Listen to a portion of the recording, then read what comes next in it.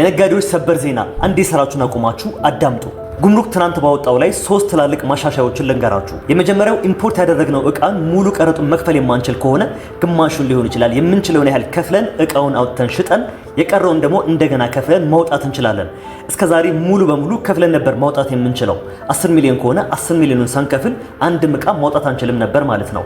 አሁን ግን 20 ኮንቴነር ብናመጣና 5ቱን መክፈል የምንችል ከሆነ 5ቱን ከፍለን አውጥተን የቀረውን ደግሞ ቀስ ብለን ማውጣት እንችላለን ማለት ነው። አንዳንዴ ላይሟላልን ይችላልና ይህ በጣም ትልቅ እድል ነው ብዬ አስባለሁ። ሁለተኛው ትልቁ ደግሞ እስከዛሬ ኮንቴነሩ ወደብ ከገባ በኋላ በ15 ቀን ውስጥ ዲክሌር ካላደረግን ወደ ውርስ መጋዘን ይገባ ነበር። ከሱ ለማውጣት ደግሞ ቅጣት እንደገና 20% እንከፍል ነበር። ለምሳሌ ቀረጡ 10 ሚሊዮን ከሆነ ቅጣት 2 ሚሊዮን ብር እንከፍል ነበር ማለት ነው። አሁን ግን ከ15 ቀን ወደ 45 ቀን ከፍ ብሎልናል። ስለዚህ ዶክመንት ካልደረሰልን ወይም ደግሞ የቀረጥ ገንዘቡ ካልሞላልን ቀስ ብለን ማሟላት እንችላለን ማለት ነው። ነገር ግን እንዳትሸወዱ፣ አሁንም ዲመሬጅ እና ስቶሬጅ መቁጠር የሚጀምረው በ15 ቀን ውስጥ ነው። ስለዚህ በምንችለው ያህል ቶሎ ቀረጣችንን ከፍለን ማውጣት ይኖርብናል ማለት ነው።